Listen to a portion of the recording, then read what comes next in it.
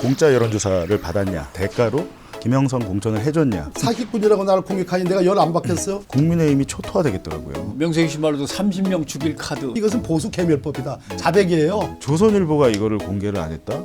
진짜 이건 언론이기 포기한 거죠. 조선일보를 폐간시키는데 목숨을 걸었다라고 하는 뭔가 거래할 게 많겠지. 그래서 기분이 나빴겠지. 3월 말에 피날레가 되겠네요. 명태균이 국회에 등장하면서 국회에 못 세우면 큰일 나겠는데. 아니, 본인이 이미 저는 계획을 세웠을 거라고 생각합니다.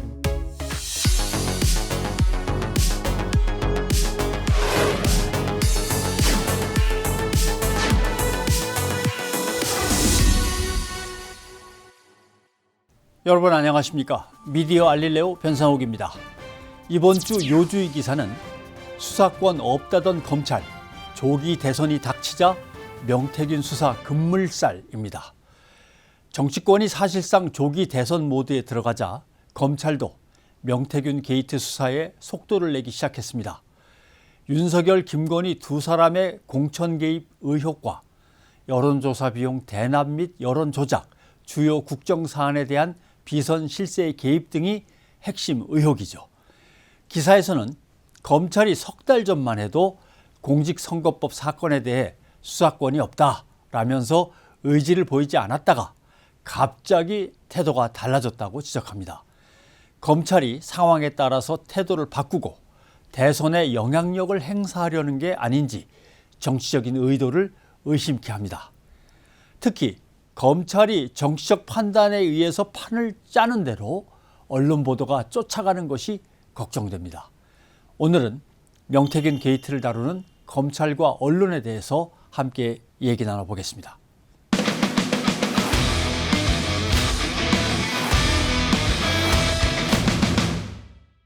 네, 현자들과 함께 현실을 짚어보는 현자타임이 돌아왔습니다. 오늘 두 분의 초대 손님 모셨습니다. 자, 먼저 민주당의 박범계 의원 나오셨습니다. 예, 어서 오십시오. 안녕하세요. 예. 예. 뉴스타파의 봉지욱 기자 나오셨습니다. 네, 안녕하십니까. 오늘은 명태균 특집입니다. 아, 예, 대개 언론이 뭔가를 크게 문제 삼다가 나중에 돌아보면은 그러고 보니까 예전에 그 이슈는 어디로 갔지? 예. 묻혀버린 이슈들 이렇게 되는데 계엄, 탄핵, 소추 이렇게 쭉 흘러가다 보니까 이제 명태균 예. 이제 이 이슈가 좀 잊고 있었네라고 하는 것과 어쩌면 다시 처음으로 돌아가서 명태균부터 확실하게 짚고 넘어가야 계엄, 탄핵, 소추 이후에 형사처벌까지 뭔가 순서대로 풀리는 거 아닌가? 이제 이런 생각도 하게 돼서 명태균 특집으로 다뤄보겠습니다. 명태균은 지금 창원 교도소에 있는 거죠. 예. 현재 그러니까 미결수 입장에서 미결수. 재판을 받는 입장에서 창원 교도소 구치소 기능까지 같이 하는 정확하게 얘기하면 창원 구치소에 지금 수감되어 있는 그럼 구속 기소된 상태로서의 그렇습니다. 미결수 이렇게 되는 거고. 면회 한번 하셨죠? 3번. 3번. 예. 와. 기자들은 이게 부러워요. 왜? 한 번만 만나도 특정거리가 줄줄이 나올 텐데. 아니, 기자들은 사전에 교도소에서 차단시킵니다. 네, 그래갖고 가끔 친척이다 뭐 이렇게 속이고 갔는데 쉽지 않더라고요. 사람이 어떻던가요? 사람이 일단 1차 접견, 2차 접견, 3차 접견마다 다 달라요. 다 다르니까 이분의 얼굴색이 다 다른 거고, 제가 1차 접견 때 이제 여러 차례 밖에서 얘기했지만 눈이 너무 맑아요. 그 나이가 50이 넘었지 않습니까? 뭐 저보다는 어리지만. 근데 일단 눈이 너무 맑아가지고 이 사람이 진짜 영적인 사람인가 하는 그런 느낌이 들 정도로 눈이 맑은 것이 굉장히 인상적이었고, 제가 헤어질 때도 1차 접견하고 헤어질 때도 당신 너무 눈이 맑다. 네, 그런 얘기를 해서 굉장히 좋아하더라고요. 그런데 1차 접견에서 횡설수설 그 자체였습니다. 예. 제가 기본적으로 국민의힘 그 내부 정보나 돌아가는 사정을 잘 모르잖아요. 그 민주당 사람이니까. 근데 그러니까 국민의힘이 돌아가는 메커니즘을 좀 알아야지 한 30% 알아들을까 말까. 근데 모르지 않습니까? 그래서 말 그대로 횡설수설했는데 제가 오로지 궁금했던 거는 12월 3일 10시 30분, 밤 10시 30분에 왜 느닷없는 비상계엄이었냐. 이걸 듣고 싶었거든요. 그건 아주 간명했어요. 그거는 명태균의 황금폰에 쫄아서 그런 거다. 그거만 하나 듣고 온 것이고, 2차 접견을 갔는데 조금 신뢰관계가 쌓인 거예요. 그래서 저한테 이제 요구하는 것도 있고, 뭐 요구를 하는 건 다를 바 아니죠. 자기가 지금 억울하게 구속돼 있으니까 뭐 공익신고자 뭐 이런 쪽으로 할 수 있으면 좀 해달라 이런 취지였고, 비교적 논리정연하게 정리가 좀 된 얘기를 했습니다. 근데 여기서 하는 얘기 핵심은 이제 김건희에서 건너뛰어가지고 말 그대로 이제 홍준표 시장, 오세훈 시장 얘기가 이제 구체적으로 나왔던 것이고요. 이제 세 번째 접견의 핵심은 나 억울하다. 나 억울한 사정 좀 얘기 좀 해달라. 근데 저는 국회 법사위에 세우기 위해서 그거 설득하러 갔는데 못 나간다. 전에는 다리가 아픈 이유로 못 나온다 했는데 예. 이번에는 뭐 니네들은 뭐 내 어려운 사정은 용현침도 신경 안 쓰고 무슨 오세훈이니 홍준표니 이준석이니 뭐 이런 것만 따가려고 그러냐. 들어더니만 제가 이제 메모를 하는 거를 이렇게 있으면 확 뺏어요. 네. 뺏어가지고 제가 이런 편으로 메모를 하는데 이것까지도 뺐더니만 제 메모에 이제 그게 어차피 뭐 이름이 낚여있으니까 요 메모 마지막에 예. 자기 부인에게 부인 이름이 이승은 씨입니다. 다 공개된 이름이라 이승은 씨에게 파일을 하나 받아가라. 받아가라. 받아가라. 그래서 받아가라는 일종의 명령장 비슷한 자기 자필, 자기 자필로 허가서네. 허가서. 예. 아니 자기 부인한테 위임장을 써주고 누구한테 가서 받으라고 이게 이제 그러는데? 변호사한테 하는 얘기입니다. 저는 남상권 변호사한테 명태균 받아가라. 녹취 박장만 드려라. 만날 때마다 색깔이 다르고 말이 조금 달라지긴 하지만 제가 느낀 것은 정치에 관해서 적어도 국민의힘 정치에 관해서는 고수다. 만날 때마다 얼굴색이라든가 언변 같은 게 뭔가 좀 달라진다는 뜻은 그때 자기가 처한 상황이 계속 달라지고 있으니까 거기에 맞추려고 이제 막 열심히 머리도 굴려보고 신경을 쓰는 거겠죠. 근데 문장이 이 양반이 이렇게 처음부터 끝까지 한 문장이 잘 안 나오더라고요. 중간에 이렇게 생략된 단어들이 많아요. 뚝뚝뚝 건너뛰고 막 흔히 하이퍼텍스트입니다. 이리 갔다 저리 갔다 막. 근데 거기서 저한테 아니 법무부 장관이나 한 분이 이렇게 못 알아들으면 어떡하냐고 면박을 주는데 그 수모를 참는 게 굉장히 중요한 일이고 저보고 무슨 비결이 있냐고 명태균 씨의 마음을 신뢰를 얻은 비결이 뭐야. 그냥 수모를 당하면서 오로지 한 가지 목표만 가지고 여러 개 들으려고 안 하고 한 가지만 가지고 접근을 했더니 그렇게 됐다. 몇 개의 핸드폰을 갖고 있고 어떤 USB를 검찰한테 넘겼느냐. 그게 3개의 황금폰, 그다음에 USB 하나, 뭐 이렇게 되는데 맞는 겁니까? 정확하게는 그러니까 지난해 9월달에 9월 5일에 뉴스토마토 보도가 처음 보도를 하고요. 한 9월 20일경에 명태균 씨가 처남한테 맡겨놨던 휴대전화는 그때 그게 3대입니다. 휴대전화를 3대를 녹색 상자에 담아서 그리고 거긴 USB도 하나 있었고요. 그거를 만나서 전달을 받은 다음에 포렌식 업체를 가요. 근데 그거를 처남하고 대화를 하는데 처남이 그 포렌식 업체를 찾아줍니다. 그 대화 문자 내역이 남은 것 때문에 검찰이 나중에 그걸 알게 되거든요. 근데 가서 3대 중에 이제 제일 핵심 대선 기간 그리고 대선 직후까지 한 2년 6개월간 쓴 휴대전화가 갤럭시 S22예요. 근데 그거는 패턴으로 잠겼는데 본인이 패턴을 잊어버린 거예요. 근데 그 업체에서 이건 못 푼다라고 되니까 안 잠겨 있는 다른 폰, 그거는 갤럭시 S22 울트라 폰인데 그거에 대해서는 그 사진을 추출했습니다. 꽤 많은 사진을 추출해서 다시 그걸 받아서 처남한테 건네주는데 그 이후에 이제 이 3대 중에 한 대는 자기 집으로 가져갔고 2대는 이제 녹색 상자에 그대로 담겨 있었던 거죠. 그러니까 정확하게는 지난해 12월 12일에 명태균이 스스로 자진 제출한 소위 말하는 황금폰은 2대죠. 근데 2대인데 대부분의 내용은 한 대에 있습니다. 제가 말씀드린 갤럭시 S22 그 휴대전화에 있는데 그 패턴으로 잠긴 거. 근데 검찰이 그 패턴을 풀었습니다. 풀었어요. 저는 그때 알았죠. 대검의 실력이 정말 대단하구나. 민간 업체에서도 인정을 하더라고요. 자기들도 저 정도 못한다고. 그런데 그걸 풀어냈습니다. 풀어내가지고 어마어마한 그게 나온 거죠. 그러니까 명태균 씨는 이게 데이터를 추출한 다음에 피의자를 불러갖고 같이 앉아서 컴퓨터 화면에 띄우고 보거든요. 보면서 이거는 증거로 가져갈게요. 이건 안 됩니다. 막 싸웁니다. 그 자리에서. 그렇죠. 근데 그 많은 분량을 거의 한 달 가까이 선별 작업을 명태균 씨는 그걸 참석을 했으니까 자기 휴대전화에 뭐가 있는지 다 본 거죠. 그러니까 오세훈에 대한 만남도 횟수가 계속 조정이 되는 거예요. 딴 거는 안 주는데 그 나온 데이터에 제목들 있잖아요. 그러니까 증거로서 선택해서 이건 재판부에 내겠습니다 이거거든요. 그 리스트는 줍니다. 피의자한테. 그러니까 명태균 씨와 그 변호인이 그걸 갖고 있으니까 재판부에 낸 게 증거가 뭐냐라고 봤을 때 오세훈 뭐 관련 카카오톡, 뭐 오세훈 관련 녹음 파일 이런 것들이 이제 셀 수 있는 거죠. 몇 개인지. 그건 묻어놓을까 했던 건데 이미 증거로 제출됩니다라고 해버리면 실적 얘기를 꺼낼 수밖에. 근데 만약에 이거 윤석열이랑 통한 건데 검찰이 이건 안 가져갈게요. 이럴 수도 있거든요. 그러면 거기서 이제 강하게 싸워야죠. 왜 처남 압수수색을 그렇게 더디게 하냐, 제대로 안 하느냐.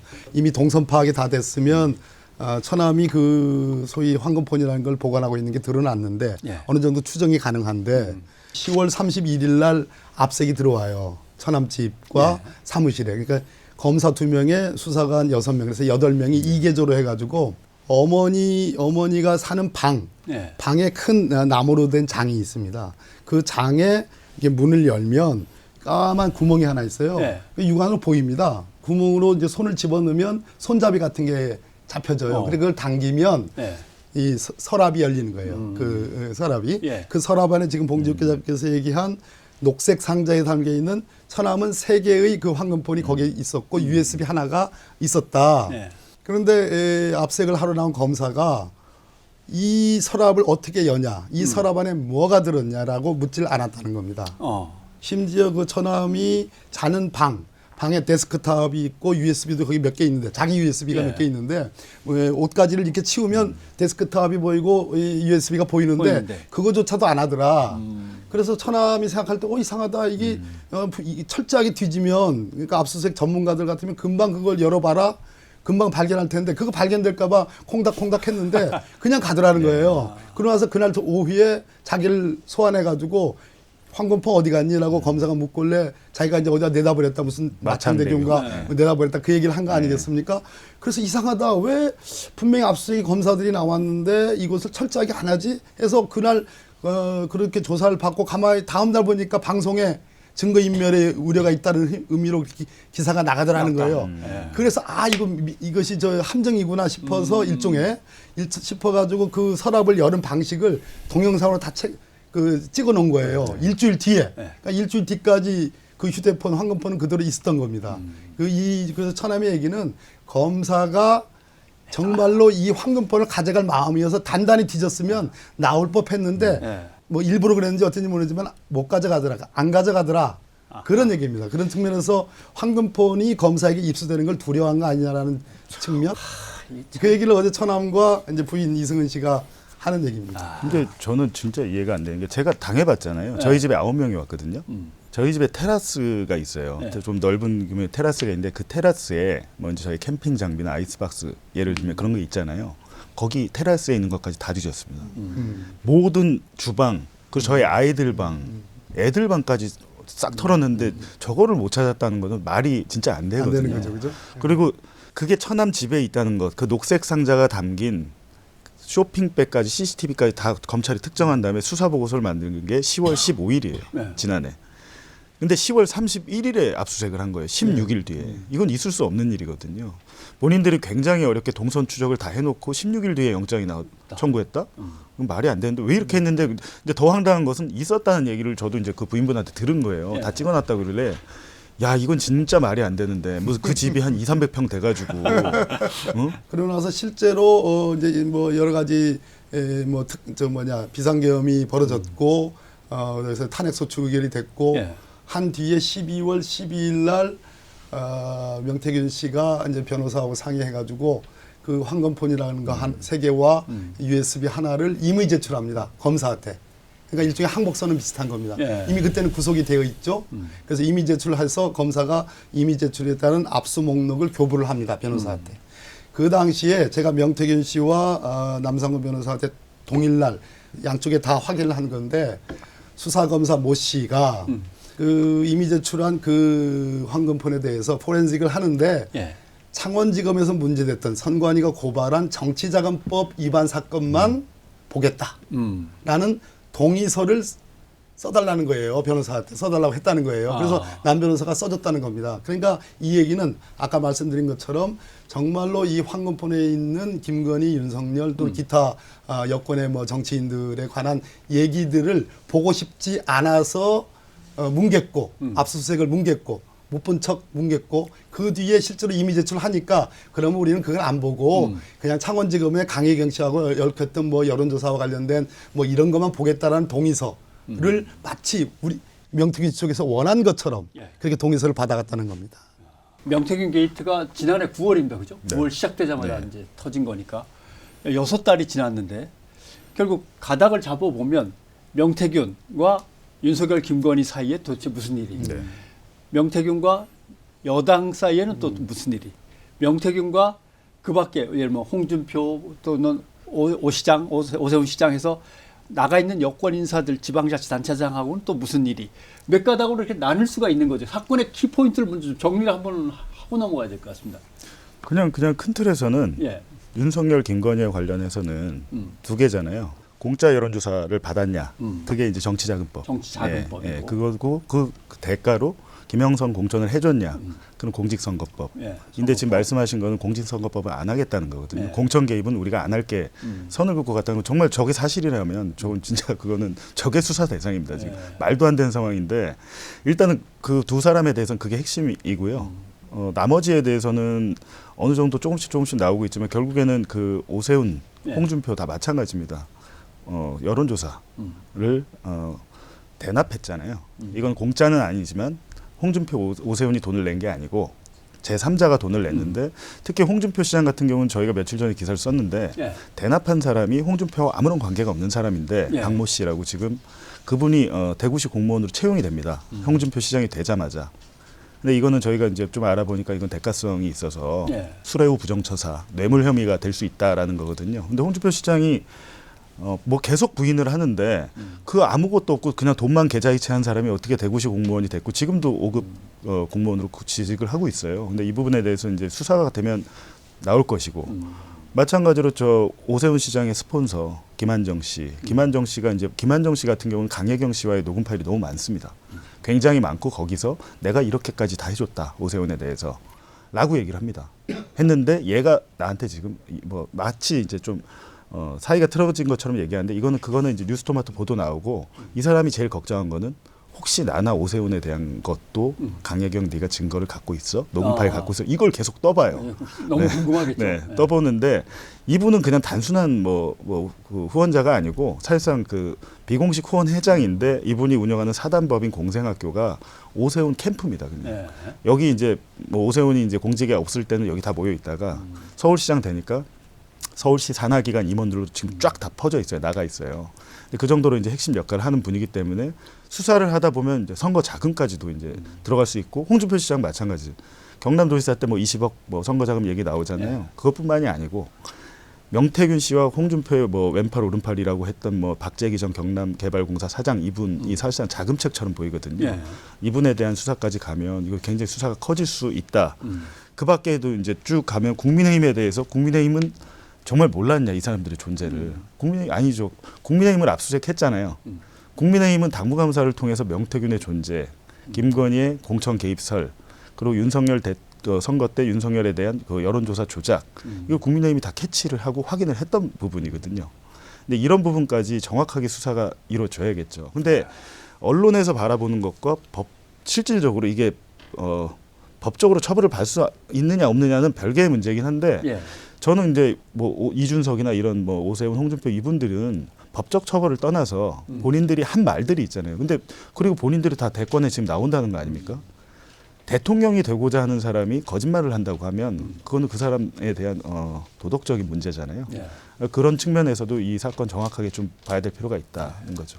기억의 왜곡에 의해서 말이 조금 달라질 수는 있지만 모르는 사람이다. 한 번도 만난 적이 없다. 내가 밑에 있는 사람들한테 물어보니까 그 밑에 사람 중에 한 사람이 만난 것 같더라. 2번 만났다. 또 몇 번 더 만났다. 관계를 끊으려고 계속 만났다. 뭐 이런 식으로 하면 이건 정치인으로서는 참 그 국민들의 신뢰를 달라고 하기가 뭐하죠. 이렇게까지 노골적으로 거짓말을 줄줄줄 늘어놓는다는 건 참 신뢰하기는 어렵습니다. 그 말씀. 저희들이 이제 명태균 특검법을 통과를 시킨 이유는 특검의 거부는 새로운 어떤 부작용들을 일으키는 거거든요. 그게 대표적인 것이 12.3 내란의 원인이 사실은 김건희로 비롯된 뭐 양평고속도라든지 뭐 도이치모터 사건이라든지 또 디올백 사건인지 이런 것이 모순이 중첩이 되면서 김건희 특검법 해라라는 것을 거부하는 과정에서 결국은 12.3 내란 행위가 발생한 거 아니겠습니까?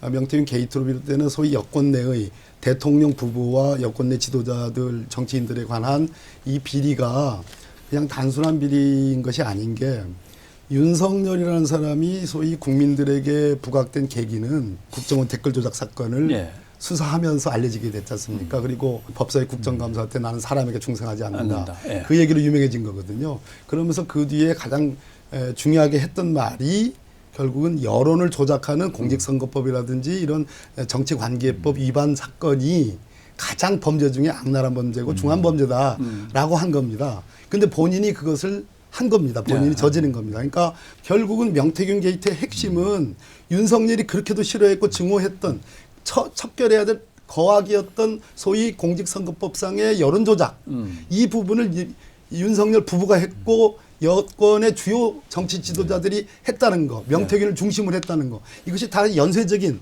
한 가지 행동이기 때문에 이 부분에 대해서는 정말로 철저하게 규명할 필요가 있다는 얘기죠.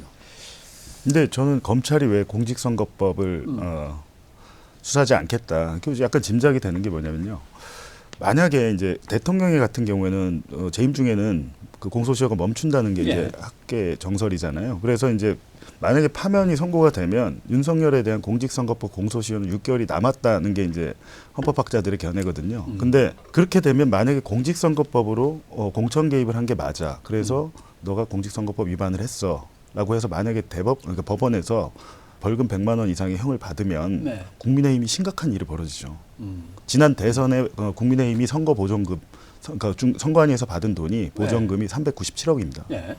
397억 원을 뱉어내야 되고 당이 완전히 분해되는, 그러니까 당이 파산하는 상황이 오거든요. 마찬가지로 민주당에서 국민의힘 항상 공격하는 게 이재명 대표 저 공직선거법 저 징역형 집행유예 나왔으니까 그러면 민주당 파산할 거야 라는데 그 자기들이 손가락질하던 그 문제가 자기들의 문제가 되거든요. 굉장히 심각한 문제입니다. 그래서 윤석열이 그 헌법재판소 법정에서 주구장창 계몽령이라고 주장했던 것의 근거가 국회라는 게 범죄자들의 소굴이 되어버렸고 종북 반국가 세력들이 민주당을 비롯한 야권이 전부 다 종북 반국가 세력이다. 이것을 국민에게 알리기 위해서 나는 12.3 비상계엄을 한 거다라고 주장을 하는 거 아니겠습니까? 근데 우리는 아무리 찾아봐도 그건 아니고 따져가 보니까 명태균 게이트와 관련이 있는 것이다. 여러 가지 증자들이 나타난 것이고 결국 황금폰을 수사하는 걸 주저하는 것도 그렇고 이런 등등이 있는데 이런 와중에서 아까 이제 이 공선법 위반으로 엮여지는 명태균이라는 여론조사 전문가를 가지고 대통령을 비롯해서 여권의 지도자들이 이렇게 써먹은 거. 명태균 얘기가 이런 겁니다. 아주 이 사람 워딩을 그대로 옮겨오실 수 있습니다. 만들어줬는데 니들이 나를 막아줘야지. 사기꾼이라고 나를 공격하니 내가 열 안 받겠어요? 이것이 조선일보 기자한테 그 USB를 준 것과 관련된 이 워딩입니다. 생생한 워딩. 내가 만들어줬는데 만들어줬는데 니들이 나를 막아줘야지. 그런 임무를 줘서 그 조선일보 기자한테 줬다는 취지예요. 제가 이제 다시 세 번째 찾아간 이유는 12.3 비상계엄이 결국 명태균 게이트와 관련이 있다는 건 어느 정도 이제 입증이 되고 많은 사람들이 수긍을 하게 됐어요. 그런데 12월 14일 날 탄핵소추가 의결된 뒤에 김건희 여사가 말하는 그 이제 그 폐간하는데 내가 목숨을 걸었다라는 그 녹음 파일이 12월 말에 했던 얘기거든요. 이미 이제 손발 다 묶인 상태에서 했던 얘기인데 조선일보를 폐간시키는데 목숨을 걸었다라고 하는 느닷없는 이 얘기가 그러면 제가 규명하고 싶어서 하는 12.3 비상계엄의 원인 행위 중에 명태균 게이트가 있는 거고 그런데 갑자기 조선일보가 튀어나왔어요. 우리는 원인을 김건희 여사의 문제로 보는 거고 그런데 갑자기 조선일보가 튀어나왔는데 이게 도대체 무슨 함수관계가 있느냐 인과관계가 도대체 뭐냐라는 것이 우리에게 당면한 과제입니다. 그런데 명태균 씨에게는 관련이 있습니까? 이것도 관련이 있다는 거예요. 관련이 있는 거고 제가 실수할까 봐 그냥 있는 적어놓은 그대로 한번 읽어보겠습니다. 그 김 기자한테 조선일보 김 기자한테 자료의 일부를 줬다고 그럽니다. 그리고 이거는 내 허락 없으면 오픈해서는 안 된다라고 단서를 달았다는 맞다는 거예요. 왜 갑자기 조선일보입니까? 이유가 뭡니까? 이유가 뭡니까? 이유가 뭡니까? 한 3번 독촉을 하니까 뭔가 거래할 게 많겠지. 그래서 기분이 나빴겠지. 이겁니다. 그리고 여기가 제가 영어로 DAL 이렇게 딜 써놨잖아요. 딜과 관련된 표현도 있었습니다. 그랬을 때 그것이 구체적인 내용이 뭐냐. 이것도 규명해야 될 사안. 봉직 기자 통역기를 돌려보죠. 그러시죠. 뭘까요? 글쎄요. 추론대로 우리가 1, 2, 3, 4를 그 부분이 저도 궁금한데 어찌됐든 중요한 것은 명태균 씨가 원했던 바가 이루어지긴 했네요. 왜냐하면 김건희, 윤석열 손에 내가 녹음 파일을 갖고 있어. 물증을 보내주고 싶어 했는데 예. 그게 꼭 조선일보로 갔는지 아니면 제2, 3의 루트로 갔는지 정확히 확인은 되지 않지만 네. 일단 김건희가 그거는 확인을 했다. 뜻은 라는 전달돼서 거죠. 분명히. 그러니까 제가 올해 1월 초부터 명태균 때문에 그 내란한 거라 저는 그렇게 주장을 했었어요. 원래. 예. 그러다가 그렇게 주장한 이유는 보도하기 전에 제가 검찰 수사 기록을 보니까 지난해 11월에 검찰이 다 알고 이게 용산에 보고가 됐겠구나. 이거를 보고 받은 상황에서 내 텔레그램 명태균이랑 얘기한 거 이런 게 지금 다 검찰이 확보했는데 이거 이제 시간 문제인데 네. 뭉개려고 했는데 네. 더 결정적인 것들이 계속 그렇죠. 이제 나오니까. 시간 문제다라는 생각을 했고 더군다나 12월 2일에 명태균이 야당에 이거 넘기겠다고 그랬습니다. 네. 황금폰을. 변호인을 통해서 그 의견을 밝혀요. 12월 3일에 급하게 한 이유가 그것 때문이에요, 사실은. 그래서 저는 의심을 했는데 지금 모든 퍼즐을 맞춰보면 물론 많은 원인이 있겠지만 12월 3일에 급하게 내란을 실행한 이유, 착수한 이유는 12월 2일에 명태균의 그 발언이 컸다라고 생각하고 12월 3일에 명태균이 기소됩니다. 예. 이게 딱 시간 타임라인으로 맞거든요. 맞죠. 예. 근데 그 뒤에 이제 뭐 김건희가 뭐 조선일보 폐간 운운을 했다는데 어찌됐든 명태균은 원래는 주호영 의원이나 국민의힘을 통해서 딜을 하고 처음엔 그렇게 싶었는데 하려고 그랬죠. 함성득 교수가 협조를 하지 않았고 예. 그렇다 보니까 조선일보를 찾았는데 조선일보 이 김 기자가 윤석열과 직통이 된다는 것을 확인하고 준 거거든요. 예. 그러니까 이 김 기자가 저희가 이제 우연찮게도 확인해 보니까 윤석열의 고발 사주 사건이랄지 여러 가지 법조 기자를 하면서 윤석열과 정말 가까운 친윤 기자가 맞습니다. 근데 명태균이 어떤 식으로든 예를 들면 그 기자가 자기가 윤석열과 통화했던 녹음 파일을 들려줬다든지 이런 명태균 스타일이 그렇습니다. 자기 눈으로 보고 들은 거 아니면 믿질 않거든요, 이분은. 예를 들면 국민들이 당신의 가족을 지켜줄 테니 뭐 양심선언 하세요. 웃기는 얘기라고 해버리거든요. 네. 제가 그런 얘기 실질적으로 한 적이 있는데 그랬듯이 그걸 확인하고 줬고 그거는 어쨌든 이 기자가 당연히 회사에 보고를 했을 거 아닙니까? 네. 회사에서는 그걸 가지고 뭘 했겠죠. 그때 당시 명태균 사건에 대해서 조선일보가 되게 강도 높게 비판했었습니다. 옹호한 게 처음부터 아니고. 비판했죠. 예. 예. 그때 당시 김대중 칼럼 뭐 이런 칼럼은 임기단축하라는 얘기까지 있었어요. 되게 강도 높게 진짜 윤석열을 공격하는 그런 것들이 있었는데 조선일보가 이거를 공개를 안 했다?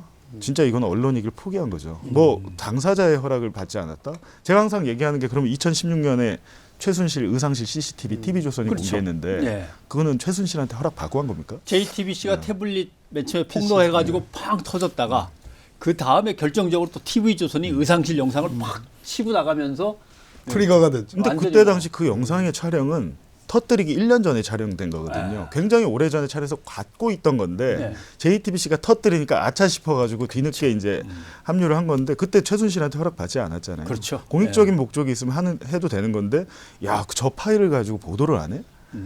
이거는 사실은 조선일보는 언론으로서 스스로 존재를 부정하는 거죠. 네. 그래서 이제 조선일보가 왜 보도를 하지 않았느냐, 조선일보를 통해서 뭘 하려고 그랬느냐. 그런데 결국은 보도는 안 했는데 왜 조선일보를 폐간시키려고 하느냐, 보도를 안 했는데. 안 했는데. 너무 궁금하잖아요. 네. 그래서 남 변호사한테 여기에 대해서 아는 거 있느냐. 도대체 난 이해가 안 된다. 내 느낌에는 혹시 한동훈 전 대표하고 조선일보와의 무슨 관계가 있는 거냐. 내 생각으로는 한동훈 대표가 10월 말 그리고 11월 25일쯤인가 명태균 씨 구속된 이후에 말이 좀 달라집니다. 그러니까 전자에는 뭐 명태균 게이트가 시작됐을 초기 무렵에는 무슨 협잡군 뭐 이런 식으로 얘기하다가 후자 구속된 이후에는 본인이 국민들에게 사과하는 동시에 무슨 TF를 만들어서 진상을 규명하고 뭐 어쩌고저쩌고 뭐 이런 얘기를 합니다. 그러니까 후자 얘기는 용산과 대립각을 분명히 세우겠다라는 그런 취지가 담겨 있어요. 예. 그래서 제가 다 관계 있는 거 아니냐라니까 거기에 대해서는 뭐 가타부타 얘기가 없는데 남 변호사한테 아는 게 있느냐 좀 얘기 좀 해다오 했는데 제가 이것도 뭐 실수할까봐 적어왔습니다. 그 조선일보 기자에게 파일을 준 시점은 명태균 구속 전이죠. 당연하겠죠. 그러니까 10월 말이나 11월 초쯤인 것 같습니다. 네. 그리고 구속은 11월 15일 날 구속이 돼요. 그런데 당연히 변호인으로서는 구속을 면하게 하려는 어떤 대책을 세우지 않겠습니까? 그런 측면을 이해하면 말이 될 것 같습니다. 판을 내가 다 짠 것이다. 남 변호사 얘기입니다. 내가 짠 것이다. 그리고 김건희 여사의 그 폐간 발언의 앞에 나오는 부분 듣게끔 하고 어떤 뭔가를 듣게끔 하고 뒤로 기업들하고 다 거래하고 이 부분이 핵심이다라고 남 변호사는 얘기를 하는 겁니다.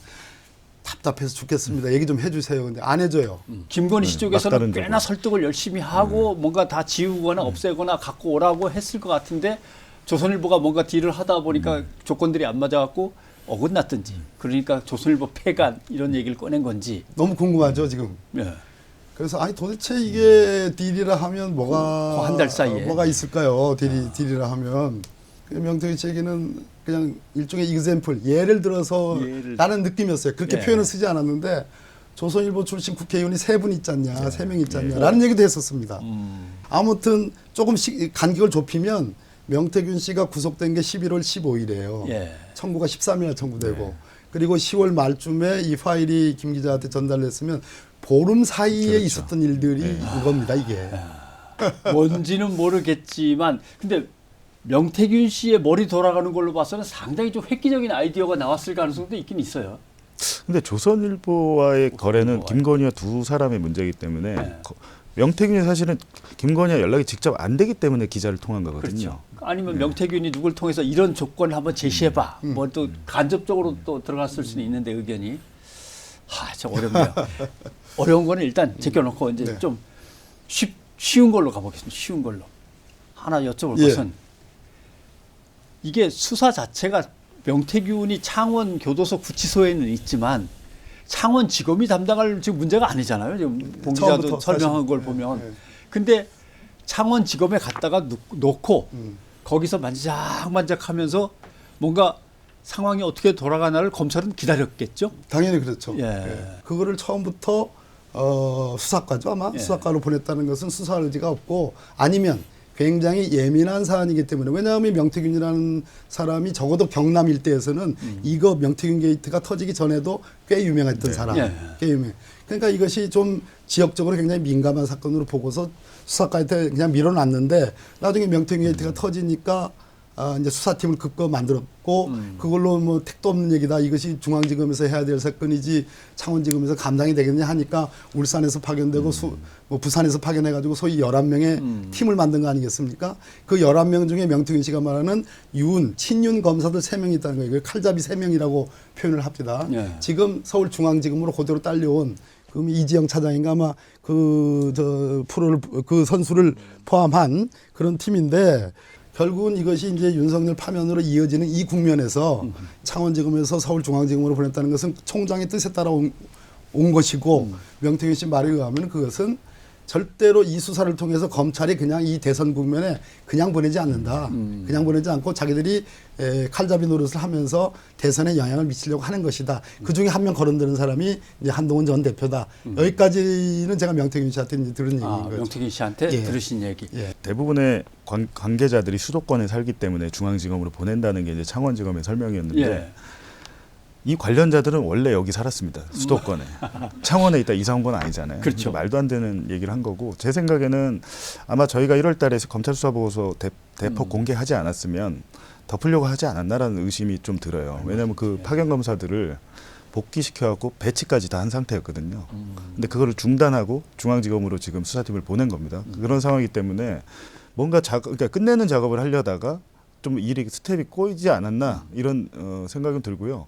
정말로 그리고 만약에 그 심우정 총장이 이거 제대로 해봐야겠다고 생각하면 어떻게 보면 수사팀장을 바꿔야 됩니다. 수사팀장을 안 바꾸고 그냥 그 사람들이 어떻게 보면 그냥 그 사무실만 이사 온 거거든요. 이사 왔는데 어떻게 했습니까? 첫 조사를 다시 창원지검 가서 했어요. 출장 조사를 했거든요.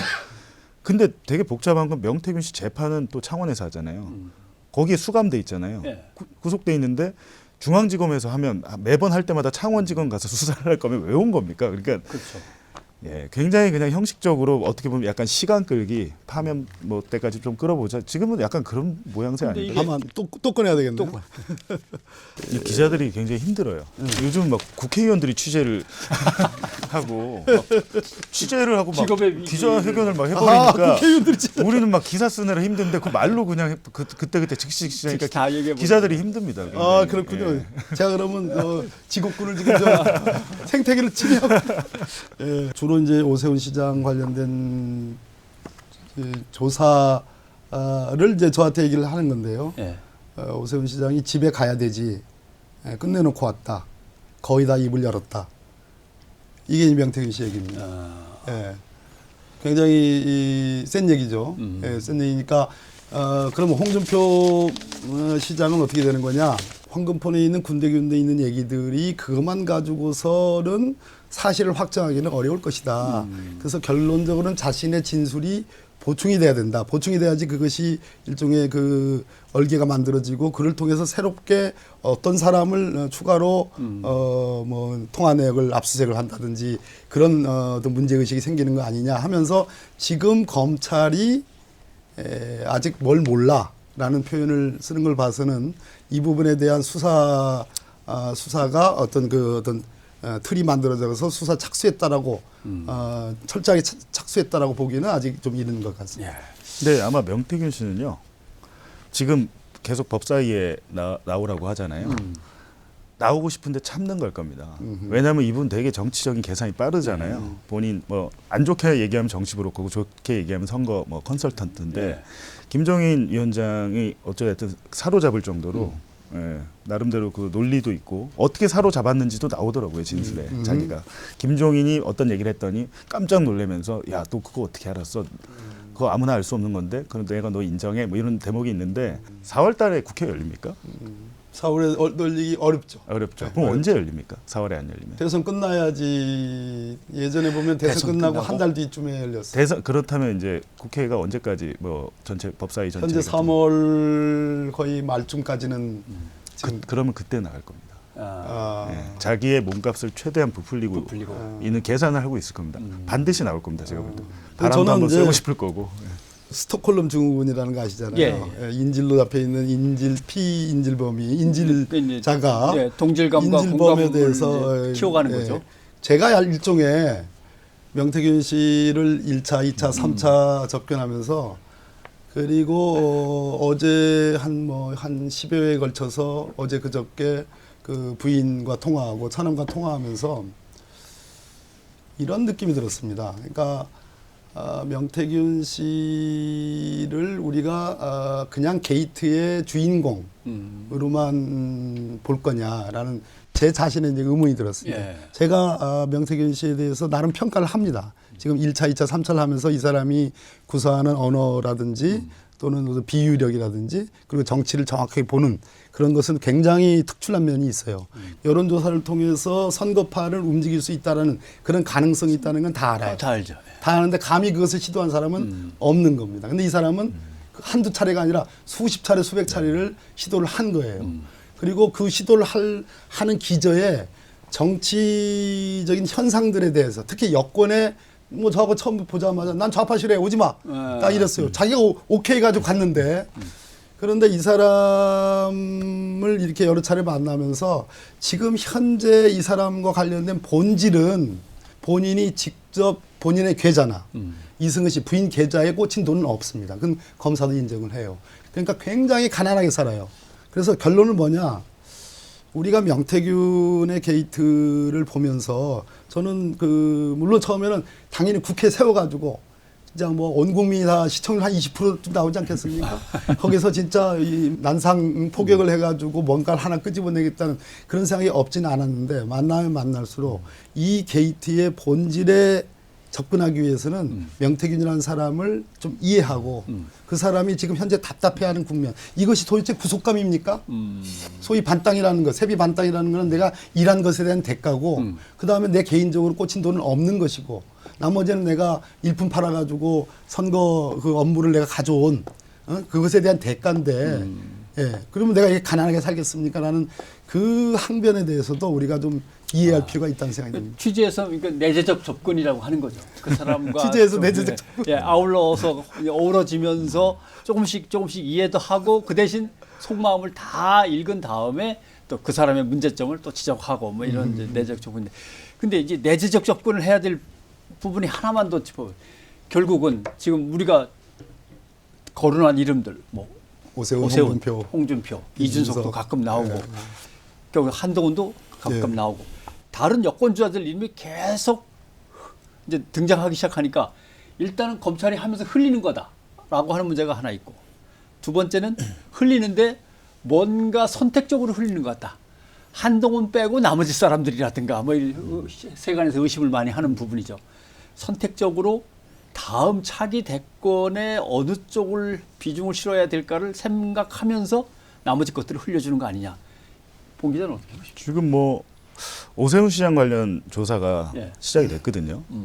그거부터 하는 바람에 지금 그런 오해를 살 텐데 저는 검찰이 이 수사를 계속하는 게 맞냐라는 생각이 진짜 많이 듭니다. 왜냐하면 정말 제대로 수사하잖아요. 제가 뭘 어떻게 한 게 아니라 자기들이 수사한 기록을 제가 보니까 국민의힘이 초토화되겠더라고요. 정말 제대로 하면. 그렇게 되면 검찰 입장에서 국민의힘을 대선을 앞두고 초토화시킬 수 있습니까? 뭐 명세균 씨 말로도 30명 죽일 카드 정도. 네. 근데 어찌됐든 그 정치적인 입장을 고려하지 않고 검찰은 자기 일을 하면 되는데 안 하다가 몰린 거잖아요. 지금 조기 대선 이런 상황을 우리가 상상도 못했던 건데 네. 이 상황에서 서울중앙지검이 갑자기 막 입장을 바꿔갖고 우리가 내일부터 뭐 심우정 검찰총장이 내일부터 열심히 하겠습니다. 그럴 리가 없습니다. 아까 말씀하셨듯이 분명히 검찰은 대선 국면에서 자기들이 주도권을 갖고 가려고 하고 예전에 그 윤석열처럼 스타 검사를 만들어서 자 보세요 우리가 이렇게 열심히 잘하는데 우리 뭐 수사 기소 분리 검찰 개혁 필요 없어요. 수사권. 우리가 이렇게 잘할 게 그런 여론을 만들려고 하겠죠. 그러면 또 당하고 정권이 바뀌어도 검찰 개혁 동력이 완전히 잃어버리거든요. 검찰이 바라는 건 그게 아닐까라고 생각을 해서 만약에 뭐 어떻게 정권이 바뀌고 한다면 뭐 몇 달 후면 바뀌겠죠. 어찌됐든 결론이 나니까 그렇다면 특검을 해야 된다라는 겁니다. 지금 특검 안 해놓으면 이 또 잔재들이 옛날 일제 잔재처럼 남아 있거든요. 그리고 네. 정확하게 A부터 Z까지 뭐 민주당이 관련돼 있으면 그것까지 포함해서 명태균 특검을 해야 된다라고 생각합니다. 독립된 기관이 독립적으로 수사를 진행해야 된다. 그럼 특검밖에 없는 건가요? 당연한 말씀인데요. 예. 이 창원지검에서 뭉개고 못하던 수사를 서울중앙지검으로 심우정 검찰총장의 뜻을 담아서 가져왔다는 것은 대선 국면이 시작된다는 것을 아는 것이고 더 예. 이상 이걸 묵힐 수 없다는 것을 검찰도 인정하는 겁니다. 그리고 모종의 역할을 하는 거예요. 그러면 이 모종의 역할을 하는 이 급변침, 뭉개는 거에서 역할을 하는 급변침을 또다시 급변침으로 갈 수 있냐. 검찰은 그렇게 못합니다. 못한다. 그러니까 아이러니하게도 우리가 명태균 특검법 지금 우리 봉집 기자 말씀하신 것처럼 검찰에 맡길 수 없는 성질의 수사이다. 당연한 겁니다. 그러니까 우리가 특검법을 만들었는데 근데 검찰은 그보다 더 빨리 갑니다. 이런 경우는 확실히 두세 박지 빨라요. 우리가 특검법을 법사위 전체 회의에서 통과시키는 땅땅땅 두드리기 일보 직전 바로 그 회의장에서 옆에 있는 김기표 의원이 저 선배님 저 오세훈 시장 그 측근이라는 김모 김한정 씨 압수수색 들어갔대요. 이 너무나 놀라운 일치 아니겠습니까? 네. 그러니까 이 명태균 특검법은 그러고 나서 그 다음 날 본회의를 통과합니다. 그러면 이 얘기는 뭐냐면 김한정 씨를 압수수색 갔다는 것은 검찰의 수사가 현재 대검 중앙지검이 이끄는 이 수사가 국회보다 즉 특검법을 맞습니다. 얘기하는 국민의 속도보다 하루 이틀 더 빠르다는 겁니다. 또 하나 중요한 점 취재의 타겟이 이제는 검찰로 바뀌었습니다. 수사가 진행되니까 거기서 예의 항상 나오듯이 검사들이 뭐 한동훈 윤석열이라는 사람들이 그렇게 해서 스타 검사들이 된 사람들인데 사회부 법조기자들과의 소위 이제 먹여주는 공생관계의 그 수사상의 정보를 나누어서 정확하게 분점해서 그 중에 뭐 이제 김모 기자도 그런 사람 중에 아니냐라는 의심을 드는 거 아니겠습니까? 예. 그런 국면이 시작이 됐습니다. 그래서 지금 우리가 원하든 원치 않든 특검법은 반드시 뭐 거부권 행사할 게 틀림없어요. 왜냐? 권성동 원내대표가 그러지 않습니까? 그 사람은 검사 출신입니다. 뭐라 했냐면 이것은 보수 개멸법이다. 자백이에요. 자백 아닙니까? 이것만치 완전한 자백이 어디 있습니까? 그것을 검찰이 알고 있기 때문에 이 수사를 그냥 진행을 할 겁니다. 파면이 선고가 되면 적극적으로 수사에 나설 텐데 그 전 작업이 그렇게 되면 또 검언 유착이 일어나서 그렇죠. 핵심 증거들을 언론에 뿌립니다. 뿌리죠. 예, 그래갖고 우리가 마치 어쩔 수 없이 수사를 해야 되는 것처럼 분위기를 조성을 한 다음에 수사에 나서는 거거든요. 그 작업 없이는 안 할 겁니다. 그러니까 똑같은 패턴이 반복될 텐데 언론은 또 거기에 대해서 검찰이 그래도 하잖아. 역시 검찰이야. 수사는 검찰이 잘해. 이런 분위기를 언론이 만들어주면 나중에 검찰 개혁하기가 동력이 굉장히 떨어지죠. 뉴스타파, 그다음에 뉴스토마토, 뭐 뉴스보스, 서울의 소리, 그다음에 JTBC와 MBC 요 정도에서 계속 소식들이 맴돌지 다른 흔히 말하는 기성 언론들은 아무것도 안 한단 말이죠. 그러다가 이제 뭐 특검이 된다든가 특별수사본부가 진척이 확실하게 된다든가 아니면 탄핵이 결정돼가지고 이제 파면이 된다든가 하면은 그때부터는 또 와 달려들 수도 있겠죠. 네, 맞습니다. 그러나 권력 비리를 취재하는 언론의 역할이라는 게 거의 죽어가는 거 확인한 다음에 시작한다 그러면 좀 창피하잖아요, 이거. 근데 명태균 게이트만 놓고 보면 예. 기성 언론이 사실 큰 역할을 못했고요. 시작은 뉴스토마토에서 터뜨렸고 예. 그 다음에 저희가 좀 보니까 제가 어제까지 한 80개 정도 기사가? 기사가 80개더라고요. 5개월째 했는데 어쨌든 저희가 뭐 수사 보고서 기록이 공개하면서 어떤 동력을 만들었고 최근에 결정적인 녹음 파일을 터뜨린 것도 주진우 그 시사인 편집위원이고 뉴스공장에서 터뜨렸잖아요. 그러니까 레거시 미디어가 사실은 이 사건에서는 큰 힘을 못 썼습니다. 못 썼는데 다행히 저희도 그렇고 지금 사실은 내란 때문에 멈췄었어요. 이게 저희가 1월달에 기사 쓸 때만 해도 명태균 게이트 뭐 아이고 이게 더 큰데 이랬는데 지금 다시 명태균의 시간이 확실히 돌아왔죠. 근데 말씀하신 거 들어보니까 3월 말에 피날레가 되겠네요. 명태균이 국회에 등장하면서 아주 센 이게 발언들을 어려운데요. 하겠네요. 국회 못 세우면 큰일 나겠는데. 아니, 본인이 이미 저는 계획을 세웠을 거라고 생각합니다. 기성 주류 언론들 입장에서는 기자 수가 100명에서 300명까지입니다. 예. 지금 기자 3명, 4명이 죽어라고 뛰어갖고 지금 만들고 예를 들면 뉴스타파가 보도를 했다 그러지만 뉴스타파 전체가 다 뛰어든 건 아니고 그중에서 몇 명이 또 죽어라고 매달리는 거니까 각 언론사마다 한 서너 명씩 또는 한두 명씩의 기자들이 죽어라고 뛰어다니면서 이렇게 만드는데 좀 100명, 300명 이렇게 되는 언론사와 통신사들이 전혀 아무것도 내놓지 못하고 있다라고 하는 거는 반성해야 될 일이고 어떻게 보면은 검찰하고 비슷해요. 수동적 공격성이라고 하죠. 수동적 공격성. 약해질 때까지 기다리는 거예요. 약한 자에게 강하고 강한 자에게 약해야 되니까 강한 자에게는 그냥 대들기면 조금 부담스러우니까 확실하게 약해질 때까지 기다리는 거죠. 근데 기다리는 시간의 차이가 조금 있는 거죠. 그나마 조금 빨리 덤비는 쪽, 끝까지 기다리는 쪽, 뭐 이런. 검찰하고 비슷하네요. 예. 그래서 그렇게 잘 동일체. 예전에 검언 동일체네요. 검언 동일체. 자, 이제 마지막으로 이 상황에서 적어도 세상을 깨어있는 눈으로 보려면 뭐 이런 것들은 좀 유의해서 봐주시면 되겠다. 앞으로의 벌어질 사태들에 대해서 특히 명태균 게이트와 관련해서 아까 수사에 대한 당부도 있으셨는데 한 말씀씩 마지막으로 좀 본 기자부터 해주시죠. 네, 뭐 그냥 저희는 그냥 하던 대로 계속 열심히. 열심히 보도를 해야겠죠. 근데 뭐 확실히 검찰은 다 갖고 있고 정보의 비대칭이 있잖아요. 근데 제가 재밌는 것은 강혜경 씨 조사를 받을 때 검찰이 뉴스타파 기사를 몇 개를 제시를 했대요.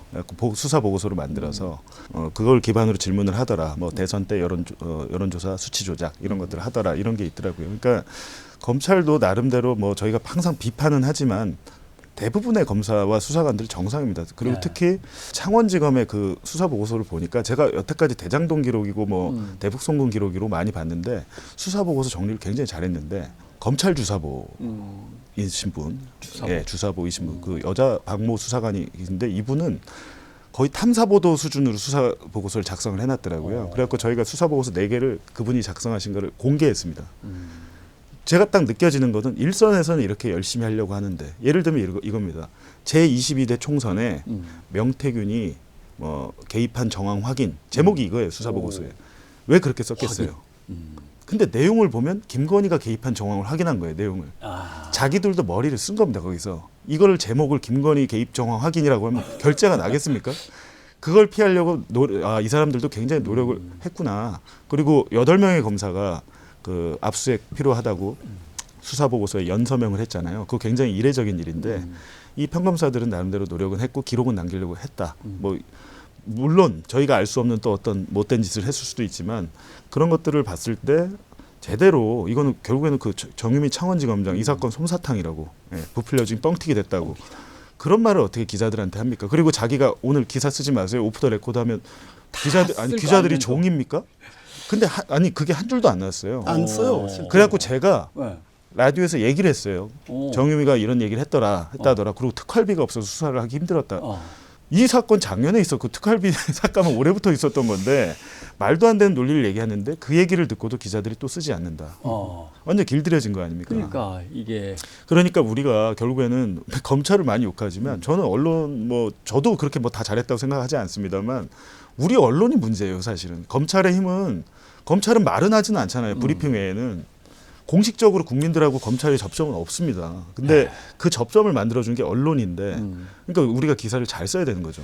참 뿌리치기 어려운 이 팩트의 어떤 먹거리 내지는 어떻게 보면 그냥 유인하는 유인책이 들어올 경우 물론 뭐 쓸 수밖에 없다고 하더라도 문제는 모든 언론이 그걸 발화점으로 해가지고 달려들어서 그러면 요만큼을 던져줬는데 감춘 건 뭘까라든가 아니면 뭘 노리는 걸까 뭐 뭐든 간에 다 같이 덤벼들어서 취재를 하고 마구 기사를 쏟아내면 거기서 새로운 게 나오고 그러면 못 풀었던 문제에 대한 어떤 실마리를 찾을 수 있는 것들도 나오고 그러면 다른 회사 기자들이 또 덤벼들고 이렇게 해서 계속 연쇄 반응이 나가야 되는데 던져주면 그거만 달랑 쓰고 그다음 취재는 없고 그다음 거 던져주기를 기다린다든가 이렇게 되면 봉 기자 지적대로 아무것도 안 나오는 거죠.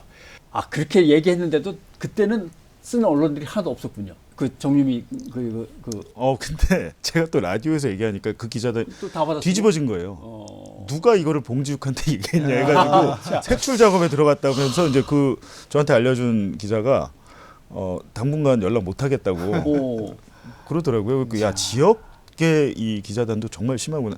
그게 이제 도청 기자단하고 창원지검 기자단하고 지역은 동일하답니다. 서울하고 달리 더 그게 뭐랄까요 이게 폐쇄적이거나 자기들만의 어떤 세계가 거래 관계가 또 확실할 수도 있죠. 명태균 씨하고 이제 남상훈 변호사가 답답해하는 거는 지금 이제 봉 기자님이 얘기한 것처럼 많은 얘기를 사실은 했다. 지역 언론들에 했는데 그게 한 줄 기사로 나오지 않더라. 그런 얘기를 답답해하는. 그렇다면 이 사건의 진상 규명이 가능할 것이냐. 꼬리 자르기로 얼마든지 수사 기법상 현재 뭐 다 가능한 얘기들인데 그럼에도 불구하고 이 사건을 관통하는 것은 비상계엄이라는 형식을 통해서 정말 생각지도 못한 내란 행위를 저지른 그 잉태가 됐던 일들이 생겼고 그것이 그냥 윤석열 당선이라는 것만 아니라 여권의 주요 인사들의 선거에 개입이 돼가지고 선거 결과가 뭐 그것이 명태균 씨는 그럽니다. 그거는 이길 걸 이긴 거야. 이기게끔 룰을 만든 것일 뿐이지 내가 조작한 거. 통계 조작은 없다 이렇게 얘기를 하지만 글쎄 그건 까봐야 되는 건데 이렇게 관통하는 소위 민주주의에 정반대되는 폭거들이 권력의 핵심부에서 일어났고 그리고 더 나아가서 조선일보라는 국내 최대의 아무튼 영향력이 있는 신문이 도대체 어떠한 일을 했길래 명태균 씨 입에서 명태균 씨의 손에 의해서 파일이 전달됐고 그것이 최종적으로는 폐간을 운운하게 되는 상황이 됐을까 하는 이런 전체적인 메커니즘을 우리가 규명해야 될 실체적인 책무를 갖고 있다. 그런 측면에서 명태균 씨가 자청을 하든 뭐 타청을 하든 국회에 세우기는 세워야 되겠습니다. 네. 사실은 언론들이 지금 말씀하신 거를 알 수 있는 데까지라도 한번 파헤쳐보자라고 다 같이 달려들면 뭔가는 조금씩 나와요. 근데 뭐 언론사마다 네트워크는 다 있으니까. 언론의 생리가 제가 또 문득 생각이 난 게 박범계 의원님 명태균 씨 접견할 때 특별 접견 그거 다 접견 그 회록이 있거든요. 네, 접견록. 그때 있었죠. 당연하죠. 그거 저 검찰에 보고된다고. 다 근데 보고되겠죠. 대장동 사건에서 정성호 의원이 거기 누구야 그 정진상 실장하고 면회 가서 김용 전 부원장 면회한 거를 접견록 하면서 뭐 이재명이 대통령 뭐 어쩌고 했다고 해가지고 그걸 언론에 줬습니다. JTBC가 보도를 난리가 해요. 났죠. 좀 있으면 제가 말씀드리잖아요. 검찰이 뭔가 하려고 할 때 소스를 뿌릴 텐데 그게 나올 수 있습니다. 제가 그걸 염두에 둬가지고 근데 그거는 책 잡힐지는 그러니까 않았습니다. 의원님한테 나쁜 건 아니고 검찰 입장에서는 명태균이 이렇게 얘기하는데 우리가 알려줄 수는 없고 얘가 이 의원 만나서 이렇게 얘기한 거야 라고 하면 자기들이 하고 싶은 말을 언론을 통해서 하는 거죠. 영화 서울의 봄이라고 있었습니다. 예, 봤습니다. 최근 큰 히트를 친 영화 작품이죠.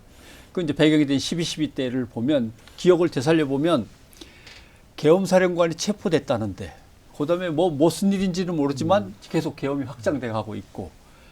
근데 12.12서부터 시작해갖고 4월 정도 가서야 신군부라고 하는 조직이 있어가지고 새로 등장한 군부의 소장 세력들이 정권 장악을 뭔가 획책하는 거 아닐까라고 하고 그것을 확신하게 된 게 5월 달에 가서입니다.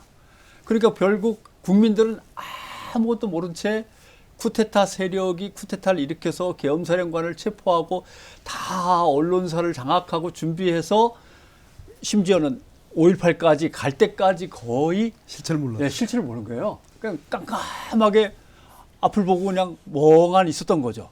그러니까 언론이 보도를 제대로 하느냐 못하느냐 차이가 이렇게 큽니다. 전체 국민이 한 서너 달을 깜깜이로 그냥 지나고 군부, 신군부란 단어 자체도 모르던 그런 이제 시간이 있었단 말이에요. 그 암흑의 시간이. 그러니까 이러한 거대한 게이트, 권력 비리, 국가의 어떤 위기 상황 속에서 언론의 역할은 정말 중요한데 오늘 그 무거움을 다시 한번 되새겨 봅니다. 자, 두 분 이렇게 말씀 나눠주셔서 고맙습니다. 예, 네, 고맙습니다. 고맙습니다. 네.